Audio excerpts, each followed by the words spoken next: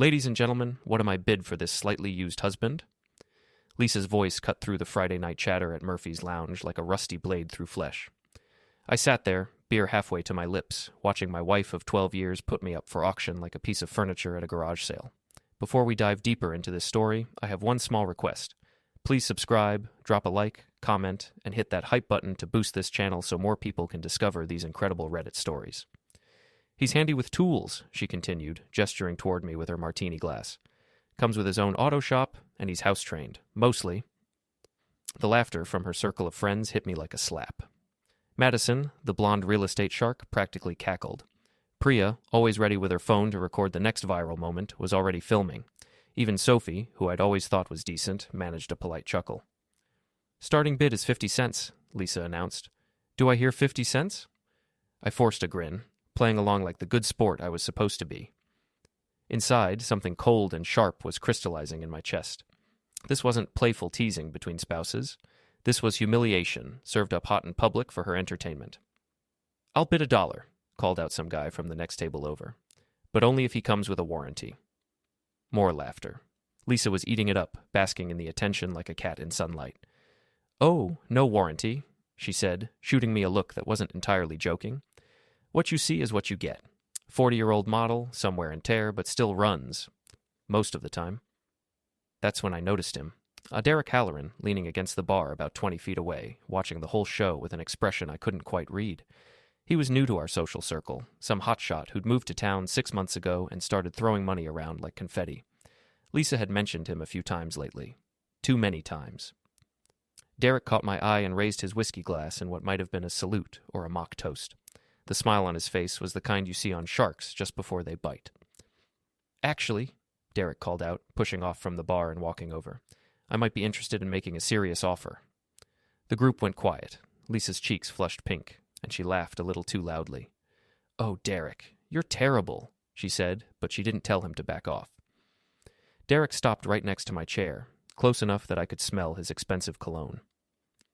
What's the return policy? He asked, looking down at me like I was a used car with questionable mileage. No returns, Lisa said quickly. All sales final. I stood up slowly, all 6'2" of me unfolding from the chair. Derek was shorter, maybe 5'9", with the soft look of a guy who'd never worked with his hands. His confidence wavered slightly as I looked down at him. Actually, I said, my voice carrying that edge I usually reserved for customers who tried to stiff me on bills, I think this auction just closed. I set my beer down on the table with deliberate care and walked away, leaving behind the awkward silence and Lisa's stammered attempts to restart the joke. Behind me, I heard Derek say something about sensitive types, and the laughter started up again, but it sounded forced now. Outside, the Maine evening air was crisp with the promise of fall. I sat in my truck for a long moment, hands gripping the steering wheel, listening to the muffled sounds of the bar through the windows. My phone buzzed with a text from Lisa. Don't be such a baby. It was just a joke. Just a joke. Right. I drove home to our house on Maple Street, the same house we'd bought when we still talked about having kids and growing old together. The same house where Lisa now spent most evenings on her laptop or phone, claiming she was networking for her job at the tech firm. The house was dark and quiet. I grabbed another beer from the fridge and headed down to my workshop in the basement, the one place that still felt like mine. Surrounded by my tools and half-finished projects, I tried to shake off the evening's humiliation, but I couldn't stop thinking about Derek's smile and the way Lisa had looked at him when he made his serious offer. Around midnight, I heard Lisa's car in the driveway. She came down to the basement, swaying slightly, her makeup smudged. "Henry, come on," she said, leaning against the doorframe. "You know I didn't mean anything by it. Everyone was just having fun." "Were they?" I asked, not looking up from the carburetor I was rebuilding, because it felt like everyone was having fun except me. "You're being dramatic." She sighed and rubbed her temples. "Derek said you seemed upset. He felt bad about joining in," Derek said. Derek felt bad. Interesting that she'd discussed my feelings with him. "Okay, Lisa," I said, finally looking at her. "When did we become the kind of couple where you put me down in public for laughs?" She stared at me for a long moment, and I saw something flicker across her face. Guilt, maybe. Or annoyance that I wasn't letting it go. "I'm going to bed," she said finally. "We can talk about this tomorrow when you're not being so sensitive." Sensitive. There was that word again. After she went upstairs, I sat in my workshop until nearly 3 in the morning, thinking about auctions and return policies and the way Derek had looked at my wife. Something was happening here, something bigger than a stupid joke at a bar. I was about to find out just how much bigger. Saturday morning brought rain and the kind of hangover silence that settles over a house after a fight that's not quite finished. Lisa slept until noon, then spent the day on her phone, texting and scrolling through social media with the intensity of a day trader watching the markets. I worked on my truck in the garage, but mostly I watched her through the kitchen window. She was animated, smiling at her screen in a way she hadn't smiled at me in months. Every few minutes, she'd type furiously, then wait for a response like a teenager with a crush. Gus is coming over, I called to her around 4 o'clock. Gus Martinez had been my business partner and best friend since high school. If anyone could help me make sense of what I was feeling, it was him. Fine, Lisa said without looking up. I might go out later anyway. Madison wants to grab dinner. Madison again. Lisa's social life had become a constant rotation of girls' nights and networking events, always with the same group of women who seemed to spend most of their time gossiping about everyone not in their circle. Gus showed up with a six-pack and the kind of grin that usually meant he had gossip to share, but his expression turned serious when he saw my face. Rough night? He asked, following me to the basement workshop. You could say that. I filled him in on the auction incident, watching his face darken as I described Derek's performance. Derek Halloran, Gus said when I finished. Yeah, I know that guy. Came into the shop last month with a BMW, acting like he was doing us a favor letting us change his oil. Kept talking about his condo downtown, his boat, his investment portfolio. Real piece of work. Lisa seems impressed by him. Gus was quiet for a moment, picking at the label on his beer bottle. Henry, I probably shouldn't tell you this, but what? I saw them together last Thursday, at that coffee place on Main Street. Looked pretty cozy. The cold feeling in my chest spread outward like spilled ice water. Define cozy. Sitting close, laughing, touching hands across the table, the kind of cozy that makes you look twice to make sure you're seeing what you think you're seeing. I set down my beer before I could throw it. Thursday.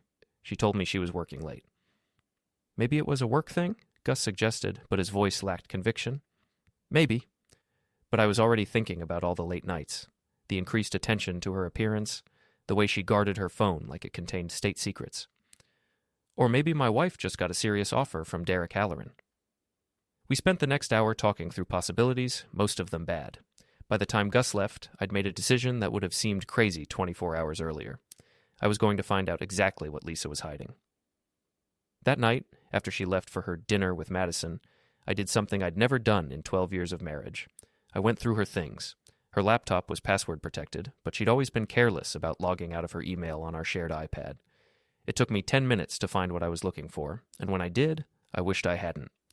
The email thread with Derek went back 3 weeks. It started innocent enough. Thanks for the drink. Nice meeting you. Hope to see you again soon. But it escalated quickly into territory that made my stomach turn. Can't stop thinking about last night, Derek had written 4 days ago. When can I see you again? Lisa's response, Henry's working late tomorrow. My place around 8? Your place meant our place. Our home, our bed. I scrolled through more messages, each one a small knife twist. Plans for secret meetings, complaints about me, I was boring, predictable, stuck in a rut. Derek's promises to show her what she was missing, to give her the excitement she deserved. The most recent exchange was from earlier that day. Derek, last night was incredible. When are you going to tell him? Lisa, soon. I just need to figure out the right way. He's going to be devastated. Devastated. At least she got that part right. I closed the iPad and sat in our living room, surrounded by 12 years of shared memories, wedding photos on the mantel, the couch we'd picked out together, the coffee table I'd built in my workshop as a surprise for her birthday.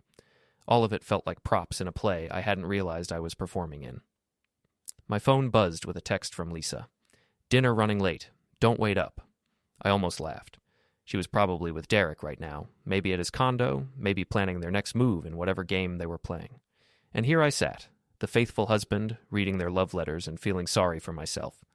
But as I sat there in the dark, something shifted inside me. The hurt was still there, sharp and real, but underneath it was something else, something harder. If Lisa wanted to auction me off, fine. But she was about to learn that some sales come with unexpected consequences. I pulled out my phone and started making calls. Sunday morning, Lisa slept until 11 and woke up humming. Actually humming, like she was the star of some romantic comedy, and I was the comic relief husband who hadn't figured out the plot yet. "Good morning," she said brightly, padding into the kitchen where I was reading the paper and drinking coffee. She was wearing the silk robe I'd bought her for Christmas, the one she claimed was too fancy for every day. "Morning," I said without looking up. "How was dinner with Madison?" "Oh, you know how it is with the girls. We lost track of time." She poured herself coffee and added the expensive vanilla creamer she'd started buying recently. "What are you up to today?" "Thought I'd work on the Chevelle. Maybe have Gus over later?" "Sounds fun?" She was already reaching for her phone, checking messages with that same secret smile. After she went upstairs to shower, I made my first call. "Kellen? It's Henry Drake. You got a minute?" Detective Mike Kellen and I had played football together in high school. He'd gone into law enforcement while I'd taken over my dad's auto shop, but we'd stayed close over the years. More importantly, he knew everyone in town and had access to information I needed. "Henry, what's up? You sound like hell." "I need a favor, and maybe some advice." I gave him the abbreviated version: cheating wife, secret boyfriend, potential divorce on the horizon. Kellen listened without interrupting, making occasional grunts of sympathy or disgust. "Jesus, Henry, I'm sorry. Lisa always seemed like one of the good ones." "Yeah, well, people surprise you. Listen, what do you know about Derek Halloran?" "The BMW guy, not much. Moved here from Boston about 6 months ago. Claims he made a fortune in tech consulting. Rents that fancy condo in the Harborview complex, drives like an asshole, tips big at the expensive restaurants. Any record? Clean as a whistle, at least officially, but..." Kellen paused. "There's something off about him. Too smooth, you know? Like he's playing a part.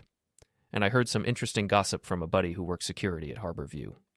"What kind of gossip?" "The kind that suggests Derek entertains a lot of married ladies, usually the type with wealthy husbands and flexible morals. Your Lisa might not be his first rodeo." The ice in my chest got colder. "Meaning what exactly?" "Meaning maybe this isn't love, Henry. Maybe it's business." After I hung up with Kellen, I called Mrs. Winslow next door. Ethel Winslow was 73 years old, lived alone since her husband died, and knew everything that happened on our street. She was also one of the few people in town who'd never liked Lisa. "Henry, dear, how are you holding up?" she asked when she answered. "I've been worried about you." That was interesting. "Worried about me?" "Well, with all the coming and going at your house lately, that fancy car in your driveway when you're at work, I wasn't sure if you knew." Bingo. "What fancy car, Mrs. Winslow?" "Silver BMW, very expensive looking.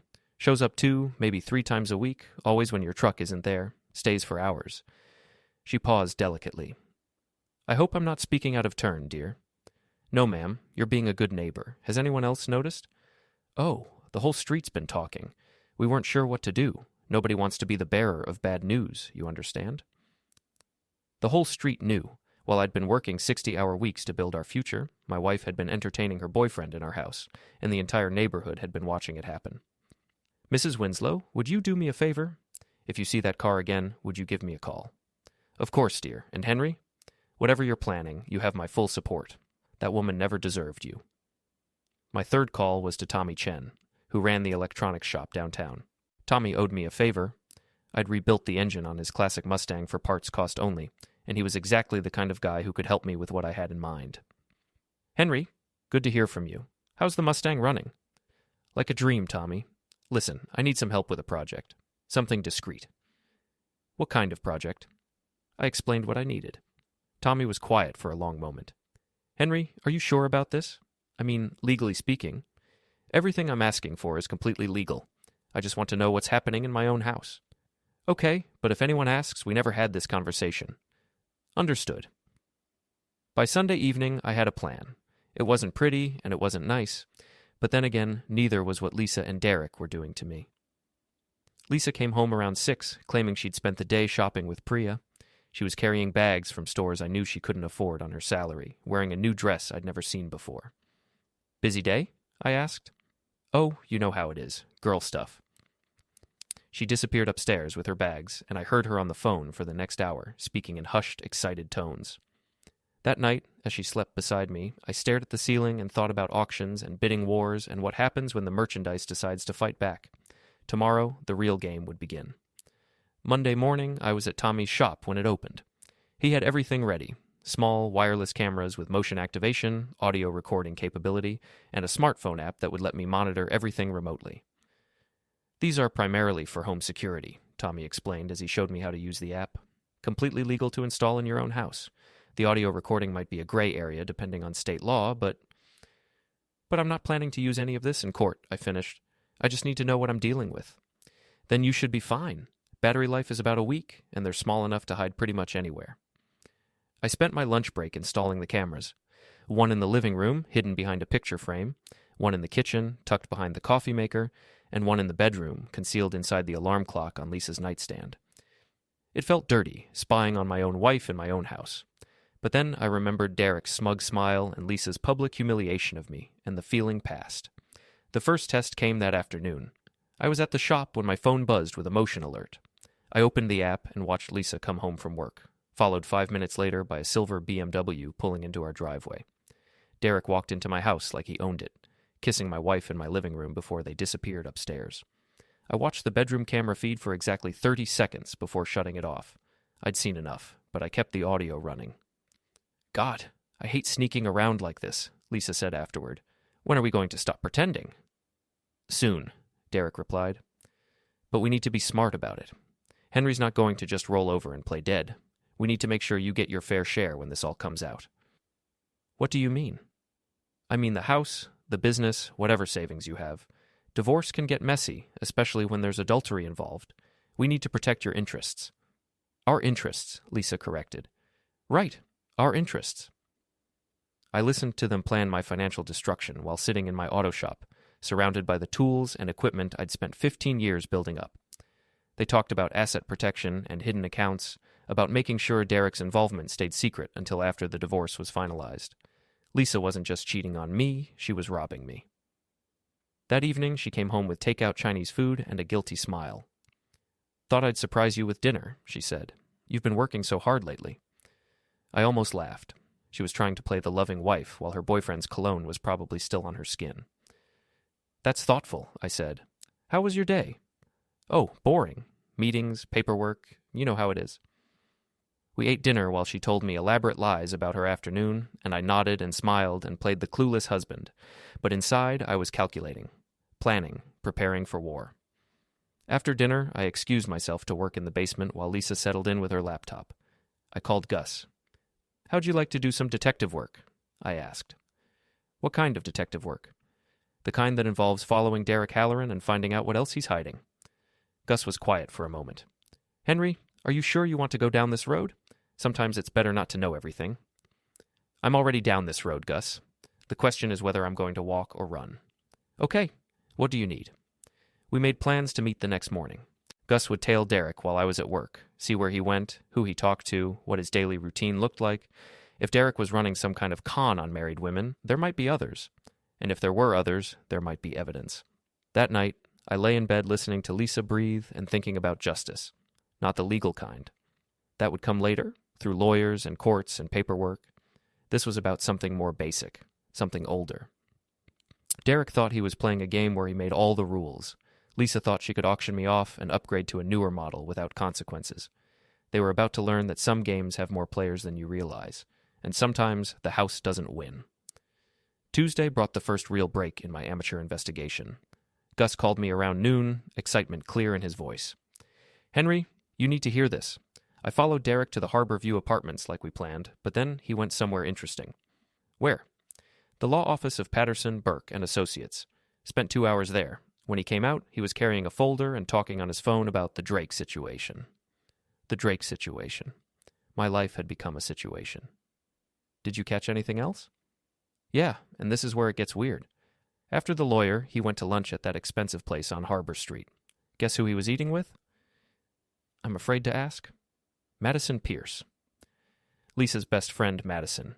The real estate shark who'd laughed the loudest during Friday night's auction humiliation. The one who was supposedly having dinner with Lisa while Lisa was actually with Derek. They looked pretty cozy, Gus continued. Lots of whispering, document sharing, hand-touching. I think your wife's best friend is in on whatever Derek's planning.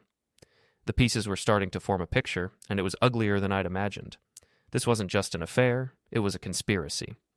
I spent the rest of the afternoon thinking about Madison's role in all this. She was the one who'd pushed Lisa to join the country club.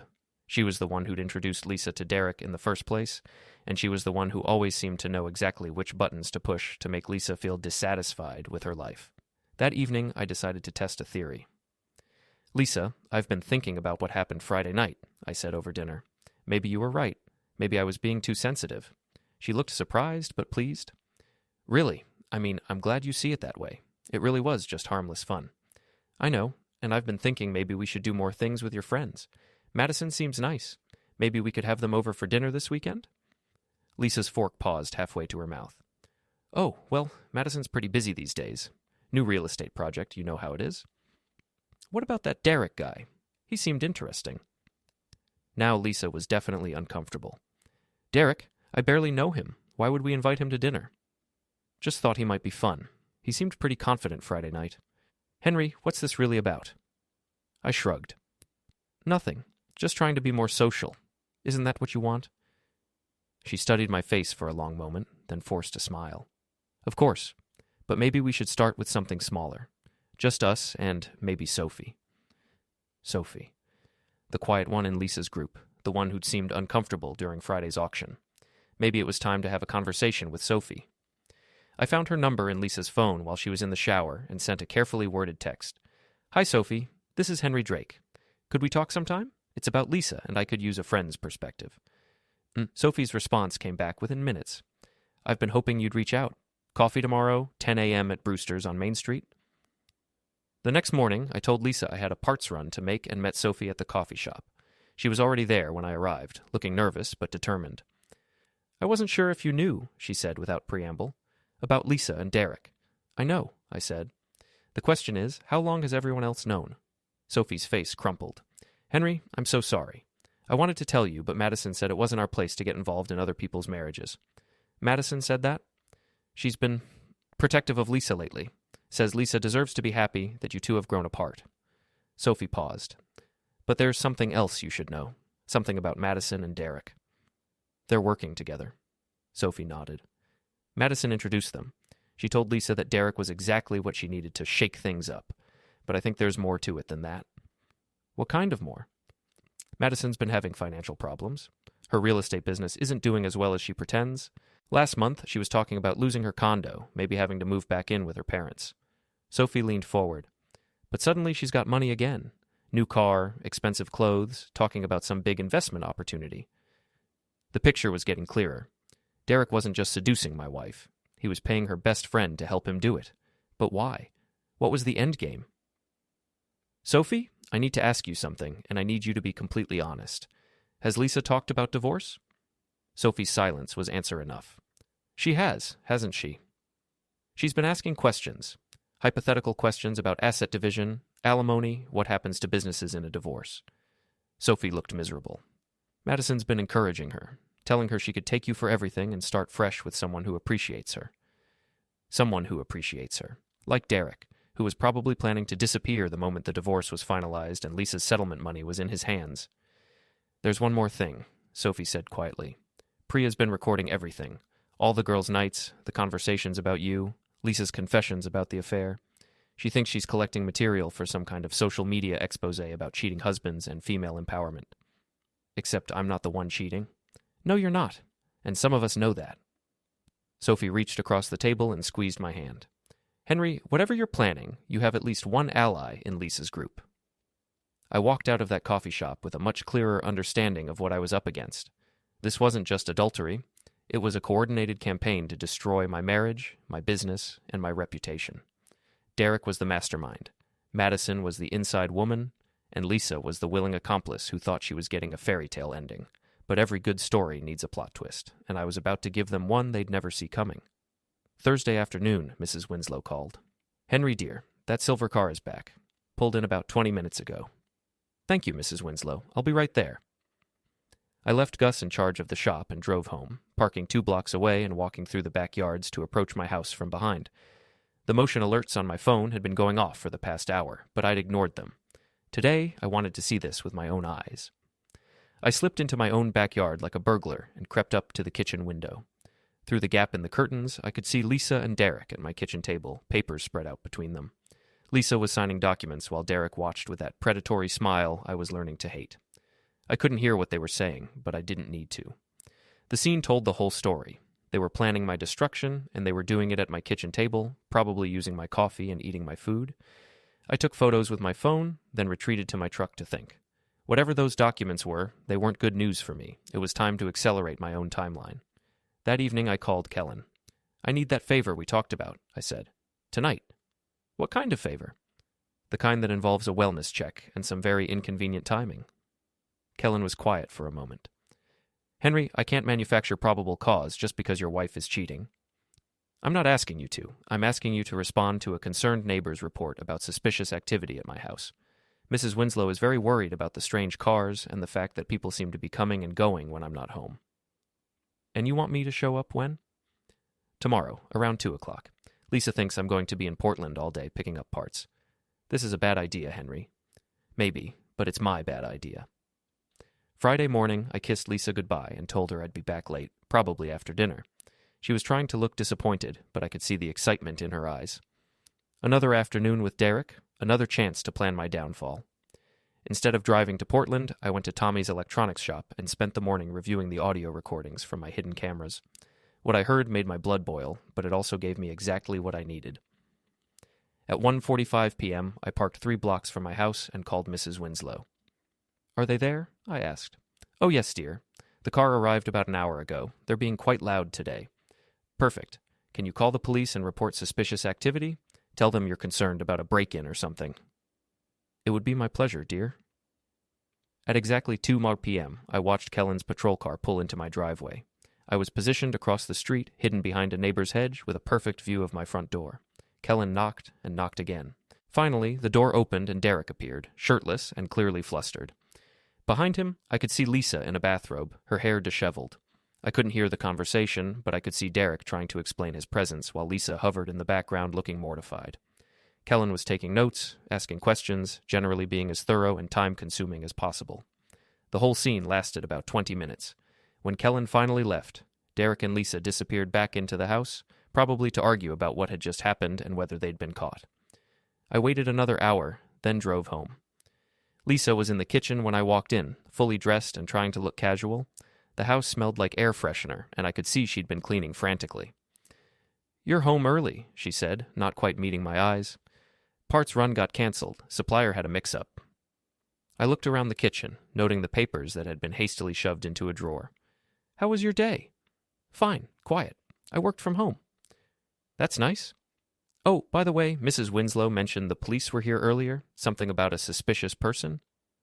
Lisa's face went white. "Oh, that." "Yes, there was some confusion. A delivery guy got the wrong address. The officer was just making sure everything was okay." "Delivery guy? In the middle of the afternoon? On a Friday?" "Yes." I nodded thoughtfully. "Well, good thing the police are keeping an eye on the neighborhood. You never know who might be up to no good." That night, Lisa was quiet and distracted. She kept checking her phone and jumping at small noises.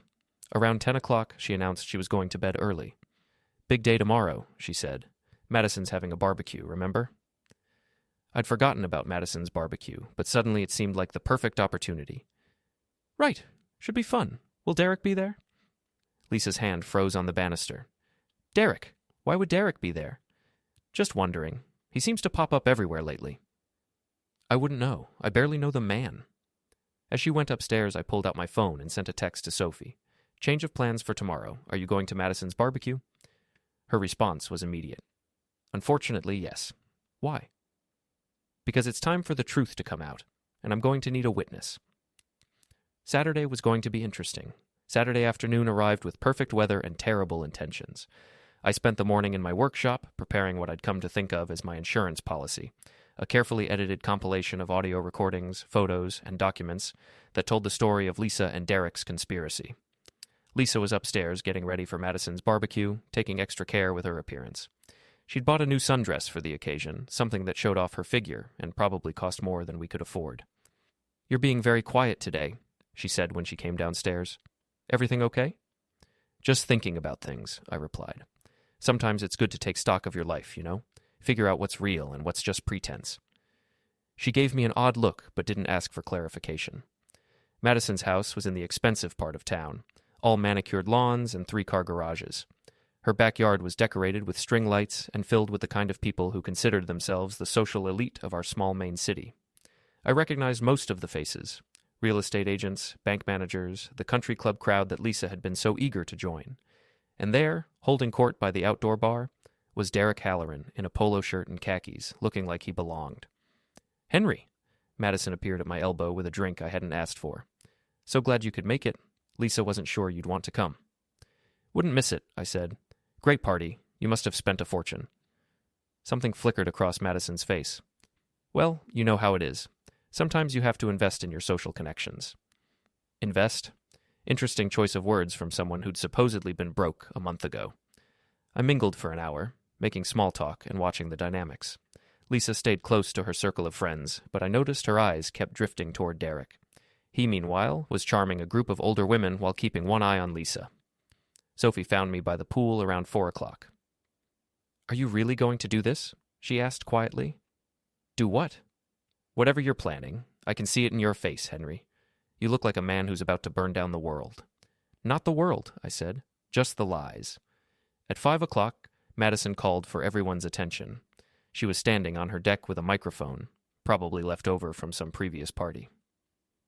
"I just want to thank everyone for coming," she announced. "It's so wonderful to see all our friends together, celebrating life and new beginnings." New beginnings. The phrase hit me like a physical blow. This wasn't just a barbecue, it was a celebration. They were celebrating the success of their plan, the destruction of my marriage, the money they thought they were going to steal from me. That's when I made my decision. I walked over to the deck and held out my hand for the microphone. Madison looked surprised, but handed it over, probably thinking I wanted to make some polite thank you speech. "Thanks, Madison," I said, my voice carrying across the suddenly quiet yard. "This really is a celebration of new beginnings. In fact, I think it's time for some truth about new beginnings." I could see Lisa's face from where I stood. She'd gone pale, and she was shaking her head slightly, as if she could somehow stop what was coming. "See? I've learned some interesting things lately about friendship and loyalty and what happens when people think they're smarter than everyone else." I looked directly at Derek. "For instance, I've learned that some people come to small towns not looking for love, but looking for marks." Derek's confident smile was starting to slip. "I've learned that some friends aren't really friends at all, but business partners in disguise." Now I looked at Madison. "And I've learned that when your wife starts talking about auctions and trading up, she might not be joking." The yard was dead silent now. Everyone was staring at me, some with confusion, others with dawning understanding. "Lisa," I said, turning to my wife, "would you like to tell everyone about your new beginning? About the papers you've been signing? About the man you've been meeting in our house while I'm at work?" Lisa's mouth opened and closed like a fish out of water. She looked around desperately, probably hoping someone would rescue her, but her friends were all staring at her with shock and fascination. "Or maybe Derek would like to explain his business model," I continued. "How he targets unhappy wives, convinces them to leave their husbands, helps them hide assets, and then disappears with the money once the divorce is final." Derek stepped forward, his face flushed with anger. "You don't know what you're talking about, Drake." "Don't I?" I pulled out my phone and opened the audio app. "Should I play the recording from Tuesday afternoon? The one where you and Lisa discuss hiding money in offshore accounts? Or maybe the one where Madison explains how much she's getting paid to help destroy my marriage?" Madison made a strangled noise. Several people in the crowd were now pointing at their phones, probably recording everything for social media. "You're lying," Derek said, but his voice lacked conviction. "Am I? Then you won't mind if I share these recordings with everyone here, or with the police, or with the IRS, who might be very interested in your tax situation." That's when Derek made his mistake. He lunged at me, probably thinking he could grab my phone or intimidate me into backing down. But Derek had spent his life in offices and boardrooms, while I'd spent mine in auto shops and construction sites. I sidestepped his clumsy rush and let his momentum carry him past me. He stumbled, crashed into a patio table, and went down hard among the scattered plates and drinks. The crowd gasped. Someone screamed. Derek rolled over, his polo shirt torn and his face bleeding from a cut on his cheek. "Stay down," I advised him. "You're embarrassing yourself."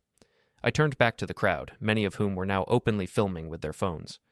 "The truth is," I said into the microphone, "some auctions are rigged from the start. But sometimes the merchandise fights back." I set the microphone down on a nearby table and walked toward the gate. Behind me, I could hear Lisa calling my name, her voice desperate and pleading. I could hear Madison trying to control the crowd, Derek groaning as someone helped him to his feet. But I didn't look back. Sophie caught up with me in the driveway. "Henry, wait," she said. That was incredible. But what happens now?" I looked back at the chaos I'd left behind.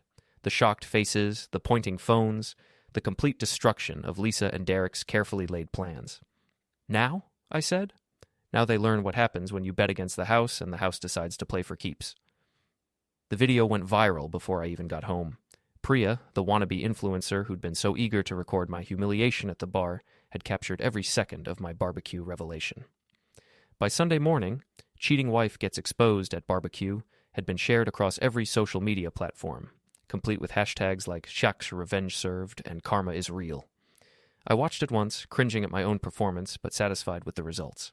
Derek looked exactly like what he was, a predator caught in the act. Lisa looked guilty and desperate, and Madison looked like someone whose carefully constructed social facade had just crumbled in public. The phone started ringing early Sunday morning. Reporters from the local paper, bloggers who covered viral relationship drama, even a producer from some daytime talk show who wanted to know if I'd be interested in telling my story on television. I ignored them all. What I couldn't ignore was the knock on my door at 8 a.m. I opened it to find Lisa standing on our porch, still wearing yesterday's sundress, her makeup smeared and her eyes red from crying.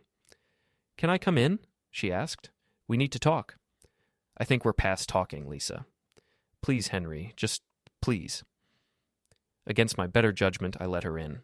She sat on our couch, the same couch where she'd planned my financial destruction with her boyfriend, and tried to find words that might somehow fix what she'd broken.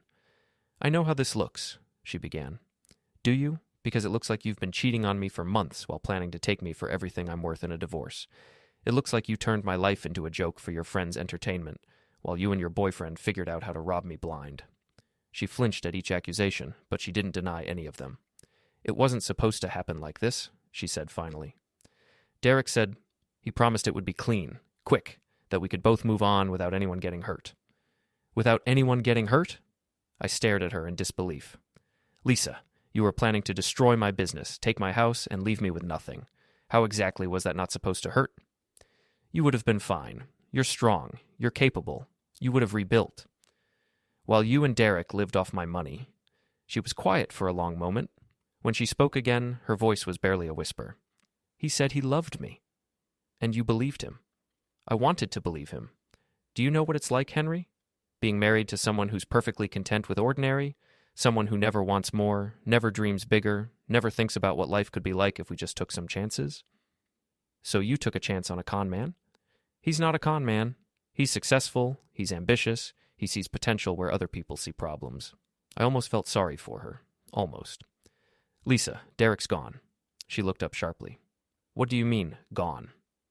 "I mean his BMW isn't in the Harborview parking lot anymore. I mean his condo is empty. I mean the man you threw away our marriage for disappeared sometime between last night and this morning." The color drained from her face. "That's not... He wouldn't just leave. We have plans. You were going to what? Run away together? Live happily ever after on the money you stole from me?" I shook my head. "Derek got what he came for, Lisa. Maybe not as much as he hoped, but enough. And now he's moved on to the next mark in the next town." She pulled out her phone with shaking hands and tried calling Derek. It went straight to voicemail. She tried texting. The messages showed as undelivered. "No," she whispered. "No, this isn't happening." But it was happening. And watching her realize that she'd been played just as badly as I had was almost enough to make me feel sorry for her. Almost. "There's something else you should know," I said. "Those papers you signed, the ones about hiding assets and transferring money, I have copies of everything, audio recordings too, so if you're thinking about trying to salvage this situation by taking me to court, you might want to reconsider." She looked at me with something that might have been hatred or might have been despair. "What do you want from me, Henry?" "I want you to pack your things and get out of my house. I want you to stay away from my business and my friends. And I want you to sign divorce papers that leave you with exactly what you brought into this marriage. Nothing." "You can't be serious." "I'm dead serious. You made your choice, Lisa. You chose Derek over me, lies over truth, greed over loyalty. Now you get to live with the consequences." She sat there for another 10 minutes, alternating between tears and anger, between begging for forgiveness and threatening legal action. but we both knew she had no leverage left. The recordings, the witnesses, the public humiliation, it all added up to a divorce that would leave her with nothing but her reputation in ruins. Finally, she went upstairs to pack. I heard her moving around, opening drawers, probably looking for anything valuable she could take with her, but I'd already secured anything that mattered. When she came back down with 2 suitcases, she paused at the door. "I did love you once," she said. "That wasn't a lie." "Maybe not," I replied. "But it wasn't enough, was it?" She didn't answer. She just walked out of my house and out of my life, leaving behind 12 years of marriage and the wreckage of her own making. I watched from the window as she loaded her car and drove away, probably heading to Madison's house or maybe to some hotel room where she could figure out what to do next. Then I went down to my workshop, opened a beer, and started planning the rest of my life. The phone rang around noon. It was Kellen. "Jesus, Henry, the whole town's talking about what happened yesterday. Are you okay?" "I'm fine. Better than fine, actually." "Lisa's been calling the station, claiming you have stolen property, that you're harassing her, that she's afraid for her safety, she wants to file charges." "And what did you tell her?" "I told her that based on what I've seen and heard, she might want to focus on finding herself a good lawyer instead of making more enemies." "Good advice. Henry, I have to ask, how much of what you said yesterday was true? About Derek being a con man, about the offshore accounts, all of it?" "All of it. I've got proof if you need it." Kellen was quiet for a moment. "You know there's going to be an investigation, right? Financial fraud, conspiracy, maybe other charges depending on what we find." "I figured as much." "And you're okay with that? With all of this becoming public record?" I thought about it for a moment. About the humiliation of the auction, the betrayal of the affair, the violation of having strangers plan my destruction in my own home. "Kellen, for the first time in months, I feel like I can breathe again. So yeah, I'm okay with it." After I hung up, I sat in my workshop and listened to the quiet. No more lies, no more pretending, no more wondering what was real and what was performance. Just the truth, finally, in all its messy, complicated, liberating glory. And for the first time since this whole thing started, I smiled.